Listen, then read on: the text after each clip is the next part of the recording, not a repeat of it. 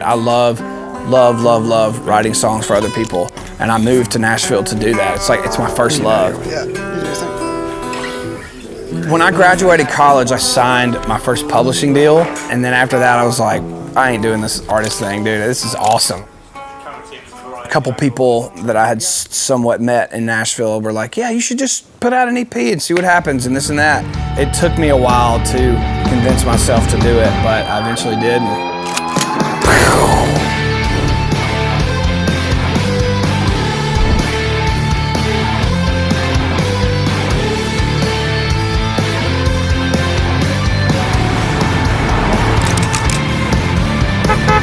I tell people all the time, Nashville is extremely competitive, but Nashville roots for each other.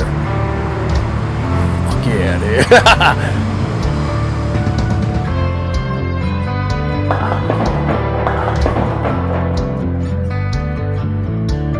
Growing up in Philadelphia, Mississippi, especially when it comes to like the country stuff, the small town stuff, people that didn't grow up that way, you can hear it from a mile away if it's bullshit or not.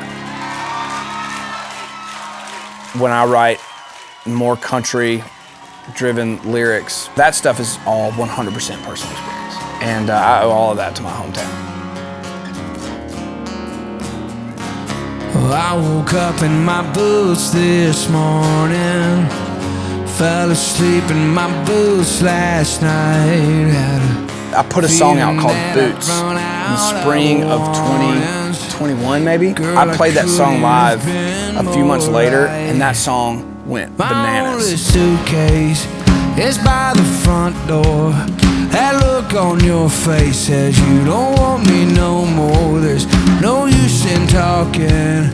This time you mean this was my first song that I was like, I know this is a hit song. I feel like this is gonna break me as a songwriter. I woke up in my boots this morning, fell asleep in my boots last night, had a feeling that I'd run out of warnings. Girl, I couldn't have been more right, and I knew I wouldn't have to take the time putting them back on when I'm sober. Yeah, I knew you'd be pissed off over me, and I'd just be hungover. Girl, I knew I'd open my eyes in a house fit for a dog. Do I need them come the daylight, so I didn't even take them off, no. I woke up in my... I've thankfully kind of navigated my way into this very polarizing sound that's just sort of sounds like one thing, and if I write a song that doesn't sound like my thing, I'm not married to it ever. But I think on this song, Boots, I've tapped into something here that's really special. I woke up in my boots this morning. Boots this morning. Yeah. My label and everybody was like, be thinking about how you would change the vibe on these songs. I remember hearing Creep by Stone Temple Pilots. I've always loved that song, and I was like, that is a good model for how we could redo Boots, and we could slow it down a little bit and just make it a little more like all full acoustic, almost like the MTV Unplugged era, like Alice in Chains or the Nirvana thing. It just felt right. To take the time putting them back on when I'm sober. Yeah, I knew you'd be pissed off over me, and I'd just be hungover. Girl, I knew I'd open my eyes in a house fit for a dog. Do I need them come the daylight, so I didn't even take them off, no. No, I didn't even take them off, yeah. I woke up in my boots this morning. I love writing songs, and I moved to Nashville to do that. It's like, it's my first love.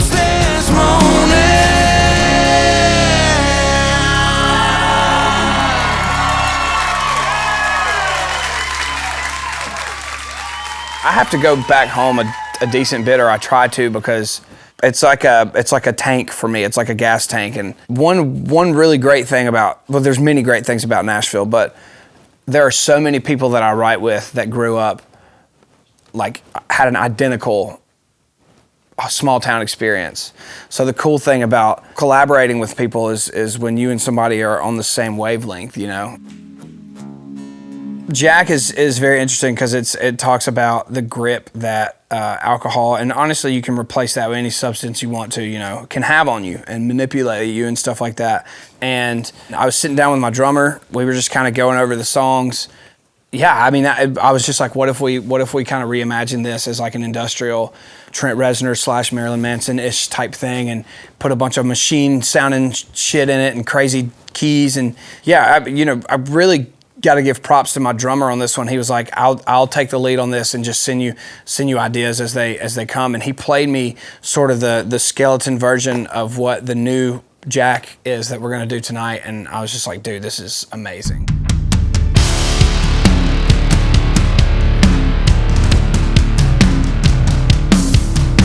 Hey kid, let me introduce myself.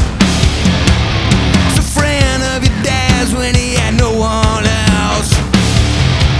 I put the 40 in your life, boy, you know I can. Have you ever wanted to feel like Superman? I see that blonde hair over there. This is one that's like chopped and screwed a little bit, like where the phrasing is different, and it's a very different layout. So I'm really excited about this one. But straight up, I wanted to just do like an industrial, really a nod to Trent Reznor and 9 Inch Nails. Don't listen to mama, hell like the devil. Ditch me when you wanna, but if you need a little, I can fix your problems. I always got your back. I can make you famous. By the way, my name is. All the people in your circle, man, they're pissing me off. Say you're broken and your soul is saying it's all my fault.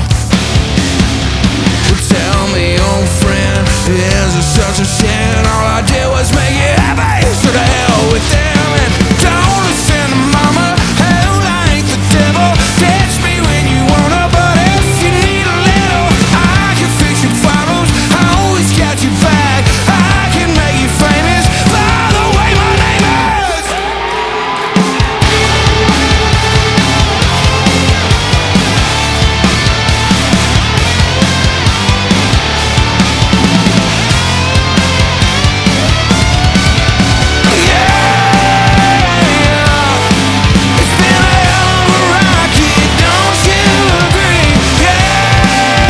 The biggest challenge is like if I write a song and I'm like, okay, I know that this is a hit song. Is it me enough to keep it, or like should I keep it because it's a hit song? Should I give it to somebody else? I just want to write a great song every day, and if that turns out to be something that sounds like me or is a song for me, then so be it.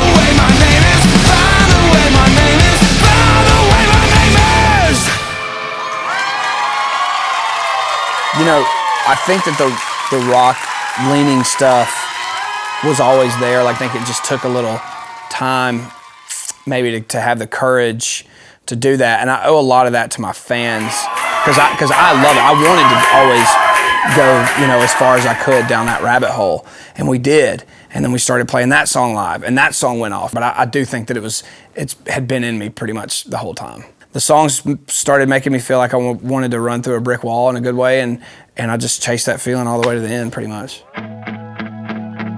When it comes to the 1975 song, I would close my eyes and I would listen to it, and I'm like, what could this turn into? What is like other genres of music that I love that we could transform this song into, and just kind of bit by bit. That was just sort of the process. We're fucking in a car, shooting heroin, saying controversial things just for the hell of it. That's what I wanted to go for, was to do something a little bit in that era of grunge or just the industrial things, pissed off. I don't know. I love that era of music so much.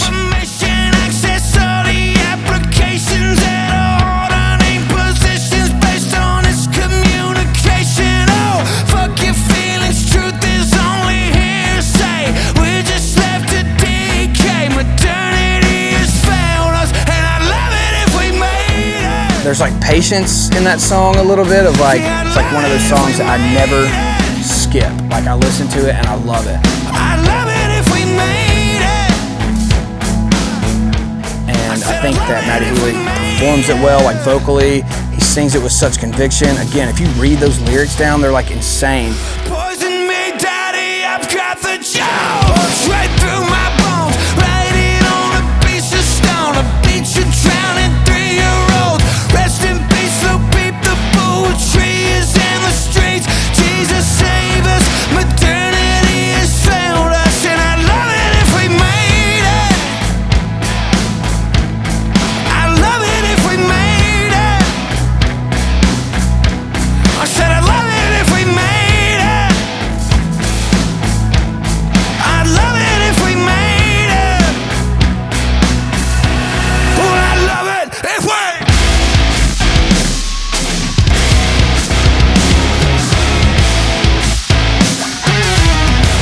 Oh, I'd love it if we made it. Love it if we made it. But tell me something I don't know. I just wanted to do like a somewhat metal version of that. I mean, I don't know if there's really any other explanation. I just wanted to make it my own. I felt like it was a challenge for me because of how hard it's hard to sing, but it's one of my favorite songs ever, and I just wanted to try to do something with it. Behind you, I moved on like a bitch, excited to be indicted. I'm requited after 7 pulls. Thank you, Kanye, very cool. War has been incited, and guess what? You're all invited, and you're famous. Modernity has failed us, and I'd love it if we. Ooh, I'd love it if we made it. Ooh, I'd love it if we made it. I'd love it if we made it. Ooh, I'd love it if we made it. Ooh, I'd love it if we made it. Ooh, I'd love it if we made it. Ooh, I'd love it if we made it. Tell me something I don't know.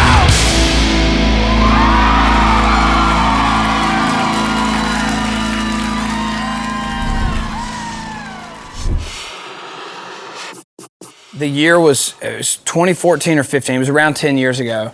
I was playing a writer's round, like a songwriter's show at the Floribama, which is a bar on the Florida-Alabama line. And it was me and 3 other guys. Actually, it was like a handful of us. And none of us had any hits, so we were just playing original songs.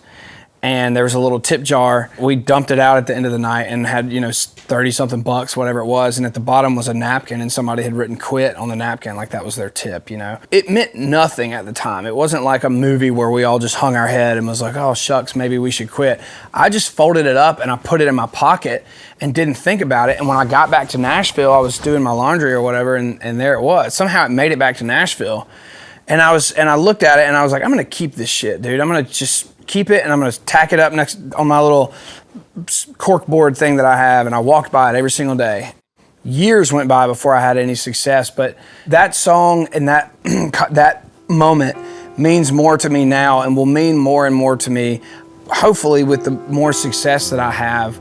There's always gonna be haters, and I just stewed on that idea and that person, and just wrote all that stuff down, and that's just how it came out. Somebody wrote "quit" on a napkin. I took it out my tip jar laughing, like damn what an asshole, man. I'm just a flat broke boy with a guitar asking for anybody to pay attention. It's not like anybody paid admission. I was just wishing somebody would listen, give me a shot. And I ain't talking about Canadian Miss then. Florida, Georgia put me on the map. Morgan put me on the track. Fucked around and penned a couple hits, chucked them out to see if they react. Talked about the way our life will live, all the things that country life will give. It's like I never left my neighborhood, but I burned out of it and I turned out good if you ask me.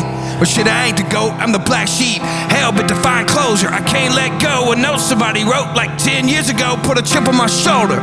And if you wanted me to quit, you should've saved it, bro. If you don't wanna start shit, don't say it. And when it comes to the king that's the radio, if you don't like my shit, don't play it. I don't give a fuck. I'ma still book arenas and fill them up.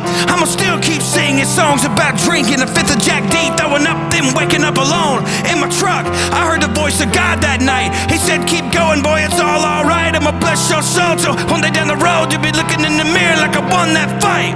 So before you choose hate, get to know a guy. He might end up a poet that was born to fly.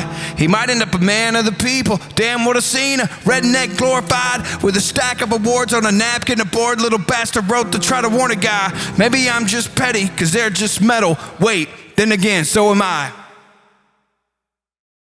Before the album had come out, I think maybe the song had come out at that point, it just felt right and more even like emotional or something. I don't really know, but and it kind of became, I put it online and it kind of became a crowd favorite. So yeah, so that song was just, it tells a little bit about that story and then kind of my journey, and didn't really edit any of it. It was just kind of what I was kind of stewed on that moment in time and how far I've come and how much I've done, and you know, I'm very fortunate for all that.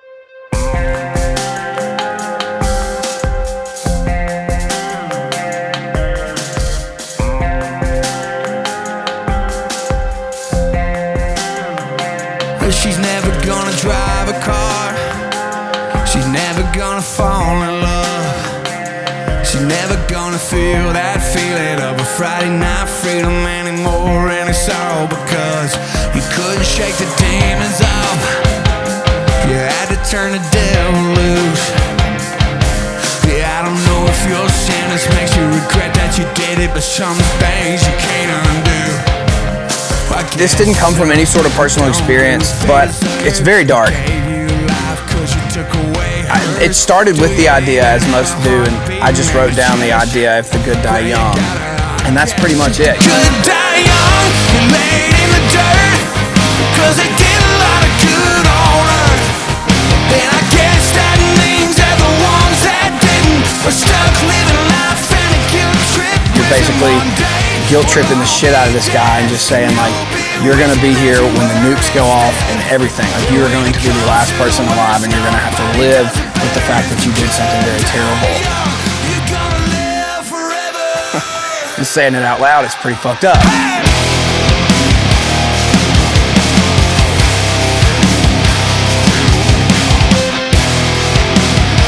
You're gonna have to watch the world go dark, with everything you love waste away. Tell me, are you scared to death and never breathe your last breath, no matter how hard you pray? I guess some people don't get what they deserve. They gave you life 'cause you took away hers, and if I make a drive, you won't survive. You're gonna be the last man alive.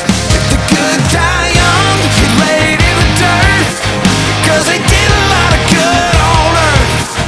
Then I guess that means they're the ones that didn't, are stuck living life in a guilt trip prison. One day we'll all be dead, and you'll be wishing that you were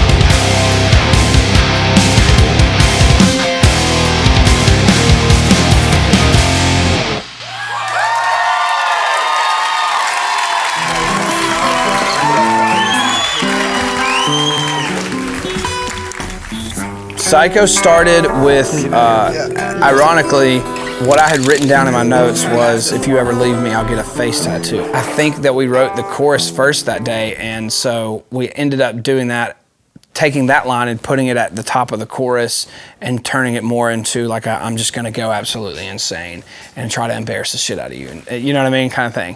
But yeah, I mean, that's how that song came to be.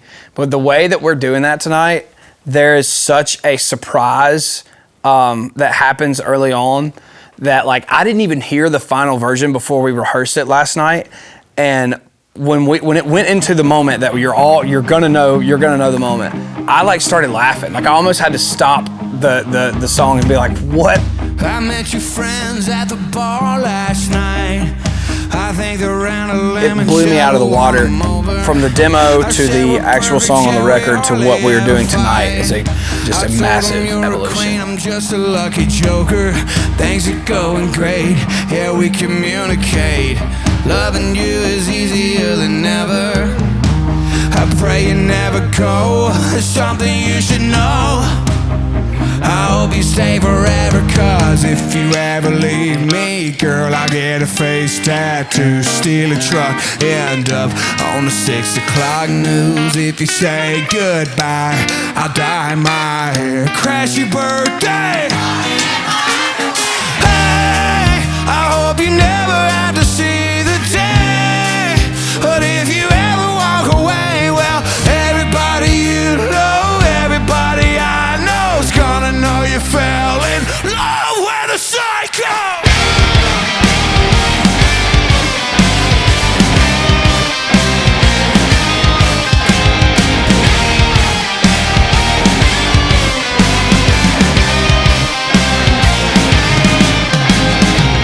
I met your mom, your dad, I met your older brother.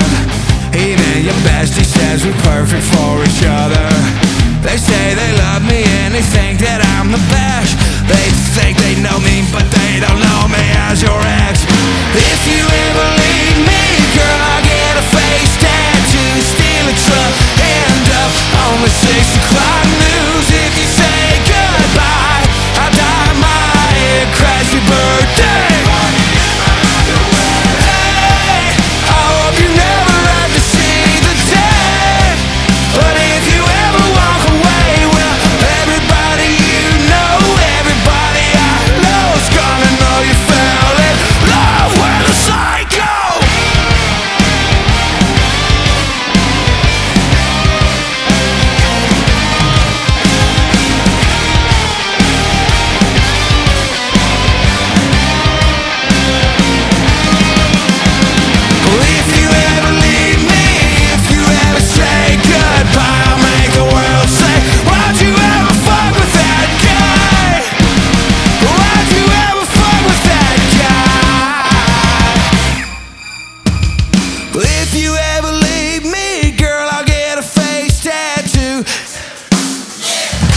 On the 6 o'clock news, if you say goodbye, I'll dye my hair, crash your birthday, party in my underwear. Hey, I hope you never have to see the day.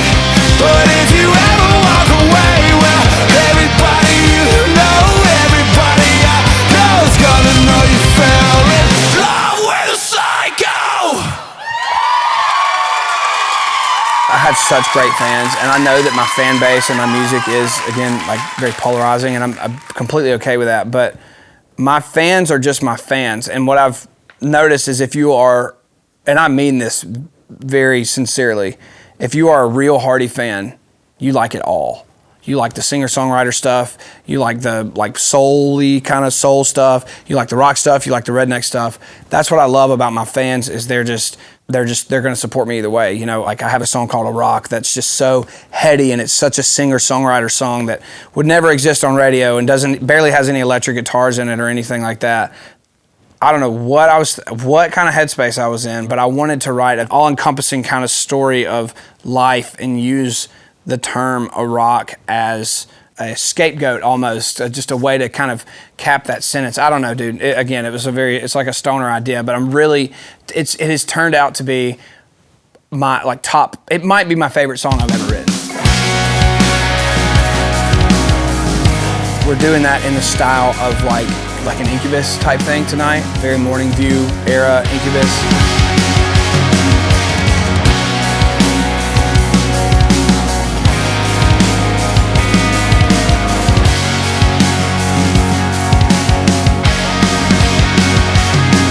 When your mom and dad are 10 feet tall, you got a superhero poster on your wall. Don't know the world's full of greed and lust. You just slide in the third and ride the school bus. Wrestling is real, summer goes fast. A dollar bill feels like a wad of cash. There's war and drugs and guns on hips, but all you think about's how far you can skip.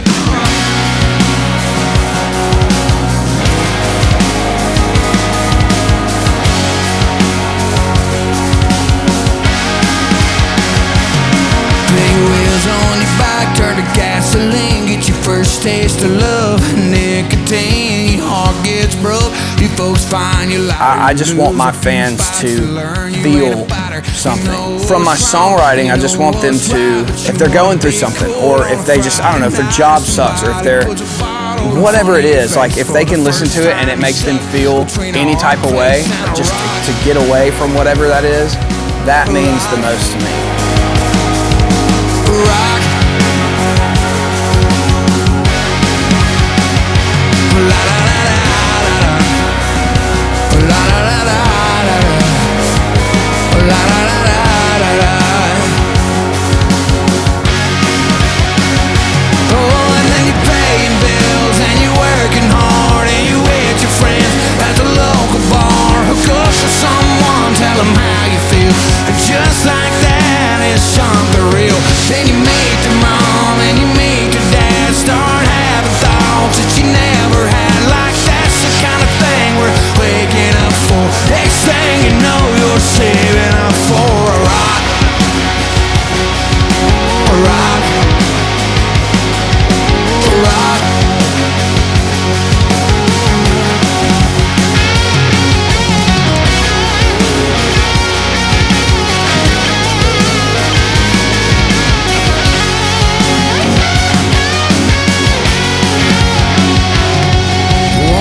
Your breath costs life itself. Your book gets hung on heaven's shelf. They say a few words like it's a damn shame, then they lay it down and they write your name on a. As the song does, it's got a sonic kind of arc that is really cool, and the music is just constantly building, and then it shuts back off, and then it's like just one little small moment, and then boom, it kind of explodes at the end. I'm just living life on a rock. I'm just living life on a rock. We're all just living life on a rock. We're all just living life on a rock. I'm just living life on a rock. We're all just living life on a rock. All just living life. All just living life. All just living la la la la la la la la la la la la la.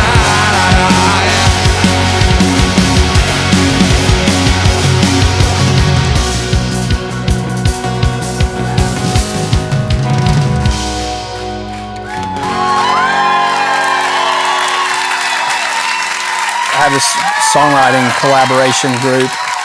It's me, Hunter Phelps, who's a great songwriter, Ben Johnson, great songwriter, and Ashley Gorley, who, if you don't know, is written like 80-something #1. He's the GOAT. And we will go camp up at his house for like 2 days and write like 10 songs. And there have been, we've had like 4 or 5 #1s come out of those camps. Like, it's insane. But anyway, it was like midnight one night, and Ben Johnson had this loop, and it was this guitar loop, and I was like, slow that down a little bit, and then I threw out the truck bed idea, and it turned into this cool, completely opposite of what I ever thought how we would write it. You know, I thought it would be like this John Party sounding, like, or just like overly country kind of thing, and it turned into this cool hip hop rock and roll thing that was just, you know, not expected, but in the best way. I woke up on the wrong side of the truck bed this morning with a bone dry bottle of Jack Eyes pouring. Then she got some nerve when she kicked me to the curb. As you could say, I got what I deserve. So I'm extremely proud of it. Straight up like shoegaze, just heroin-y sounding Deftones vibes, and it's so sick. If you go to the bar, So I said, okay, baby, then got drunk out in the yard. 2 a.m. I knock up on the door, but she never unlocked it. Guess I don't live there no more. Yeah, she meant business this time. I can't believe my bloodshot eyes. I woke up on the wrong side of the truck bed this morning with a bone dry bottle of Jack I was pouring. Then she got some nerve where she kicked me to the curb. As you could say, I got what I deserve. I woke up on the wrong If I side of the am going to be truck remembered by bed this anything, morning. my legacy is songwriting. It's not touring. It's not the rock and roll thing. It's how I wrote songs. Camel jacket for a blanket, just act out like I was dead. Still got Songwriting is the most important part. I mean, it is the music. It is the most important part of music, and that's pretty much it. I woke up on the wrong side of the truck bed this morning with a bone dry bottle of Jack I was pouring. Then she got some nerve where she kicked me to the curb. Guess you could say I got what I deserve. I woke up on the wrong side of the truck bed this morning. I woke up on the wrong side of the truck bed this morning. It's not even to be a believer. It's a stone cold fact that if there weren't songs, none of this would exist. And I care about it so much because I know songs have saved people's lives. Like, that is insane to me. It has changed people's lives. I woke up on the wrong side of the truck bed this morning with a bone dry bottle of Jack I was pouring. Then she got some nerve where she kicked me to the curb. Guess you could say I got what I deserve. I woke up on the wrong side of the truck bed this morning with a bone dry bottle of Jack I was pouring. Then she got some nerve where she kicked me to the curb. Guess you could say I got what I deserve.